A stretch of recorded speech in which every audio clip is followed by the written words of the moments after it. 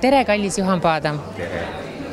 Olen kuulnud sellist kuulujuttu, et Birgitta festival, kus me täna viibime, on täiesti sinu selline must-üritus. Sa oled alati kohal. Kas ma tean, panin õieti tähele, 13 aastat on seda peetud. On see võimalik? Jaa, on. See on tõesti võimalik. See on 13. festival ja suurem osa nendest olen ma tõesti kohal. Miks sa käid siin? Mis sind erutab sind kõige rohkem? Mida see annab sulle? Siin on mitu asja. Osalt nüüd viimastel aastatel käin ma sellepärast, et ma olen Tallinna Filharmoonia kunstinõukogu liige, mis tõttu ma tunnetan ka teatud vastutust selle eest, mis siin toimub. Aga algus on kusagil mujal ja algus on teatris, mille vastu mul on alati huvi olnud ja muusikateatris. Ja need aastad, mil ma tegelesin kergema žanriga, suunasid mind tegelikult tagasi klassikalise muusika juurde ja muusikateatri juurde. Sul sai nagu kõrini sellest kergust? No ei, nüüd nii hull see asi ka ei ole, aga eks ta monotoonseks muutub, kui sa tegeled ühe teemaga kogu aeg. Ja ma sain aru, et mul on muusikateatris palju nägemata, palju kogemata ja palju endale selgeks tegemata ja see on see põhjus. Peale selle, see, mille Eeri välja mõtles, sa tead ju väga hästi, kus see tuleb. See tuleb tegelikult Savonlinnast, eks ju. Ja need meie põlvkonnad on niisugused osade juurtega Soomes, ehk siis tegelikult Soome televisioonis. Eks? Ja kõik see, nagu me oleme Eurovisiooni kauhanud, et kui me ükskord saaksime ja kui meil ükskord tuleks niisugune festival, eks ole, nagu Savonlinna ooperipäevad ja nii edasi. Tuli natuke teistsugune ja Eeril oli tarkust mõelda seda algusest peale natuke teistmoodi, et see on muusikateatrifestival. Et siin on žanrivabadus. Siin on balletti, siin on muusikali, siin on vali, mida tahad. Siin on oratooriume lavastatud ja lavastamata. Siin on kõike ja ühele linnale, ma olen nüüd olnud mõned aastad Tallinna linna teenistuses pärast televisioonikarjääri lõppu, mis oli suhteliselt pikk ja mu meelest täitsa vahva. Värvikas igal juhul. siis see on ühele linnale ja riigi pealinnale jube tähtis kultuurisündmus. See on kõrgkultuurisündmus küll, aga ta ei ole mõeldud pelgalt nendele feinschmeckeritele või peenutsele maitsele, vaid ta on avatud ja ootab noort publikut, ootab kõiki inimesi, kes vähegi tunnevad muusikateatri vastu huvi, aga neid inimesi on rohkem, kui me arvame. Nii et selles mõttes on see Tallinnale ka väga oluline ja ma katsun selle eest seista siis nende vahenditega, mis mul on, et Birgittal hästi läheks.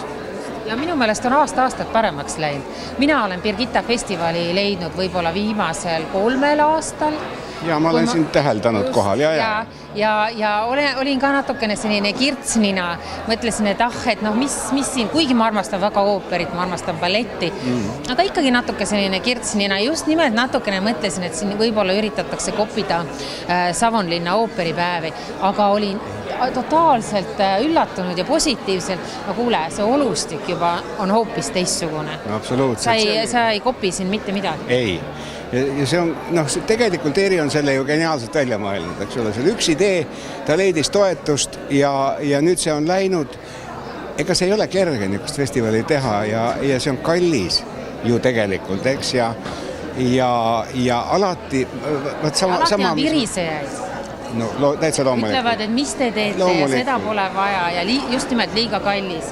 Just, ja ma olen kogenud ju seda vaata oma töös ka varem, et see tegelikult, millest kõige rohkem alati puudus on ideed, eks ole. Et sa ütled inimesele, ma olen olnud ka televisiooni juhtkonnas, et mul on tund aega ja on raha, tee saade. Ja järsku ei tule midagi, eks ole. Saadet nagu ei ole, et leida ja seda kava kokku panna, see ei ole lihtne, sest võime ju öelda siin, et Euroopas augustikuu on teatritel puhkuse kuu. Ja sellega võitlus, et kuidagi kedagi kätte saada, on omaette teema.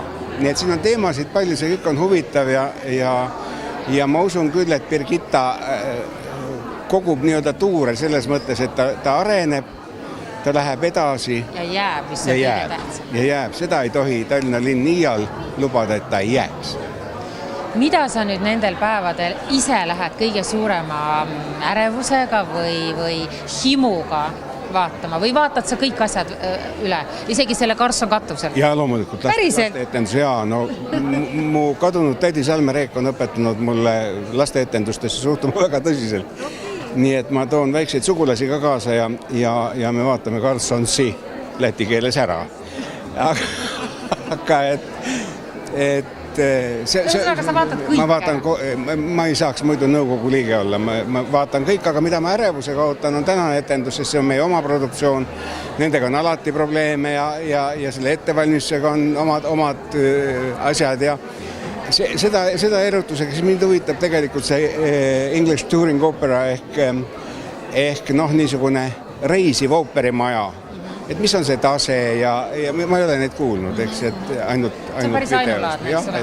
Jah, see on ainulaadne ja jällegi, et Inglismaa on suur maa ja seal on ikkagi võimalik ühel ooperitrupil vähemasti ära elada sõites, eks ju, mis Eesti tingimust ei tuleks kõne alla. Me oleme isegi rikkad, meil on 2 ooperiteatrit ja see on vägev. Absoluutselt. Ja üldse me oleme üks igavesti vahva kultuurirahvas. Aga mis ma veel tahtsin öelda, see tänane etendus, mis selle etenduse nimi on, kuhu ma täna olen tulnud, ega ma ei teagi. Haidni aastaajad. Aga kas seda näidatakse nüüd ainult täna, me oleme nüüd reede õhtul täna siin, kas seda näidatakse, korratakse ka mõnel teisel õhtul, sest täna ma näen siin kohutavalt palju vippe ja ma arvan, et see esimene avaõhtu on täiesti rahvast täis, aga nüüd kui... on ikka teine etendus ka veel siin lähipäeval. Et kui keegi tahab veel tulla, siis saab veel tulla seda vaadata. Ma vaatan kava.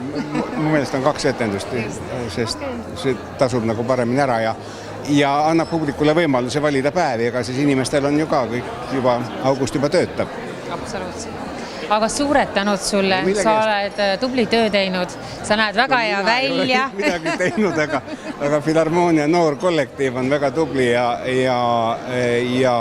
see ei tule neil kergelt kõik, aga nad püüavad, nad tahavad teha, see on tähtis.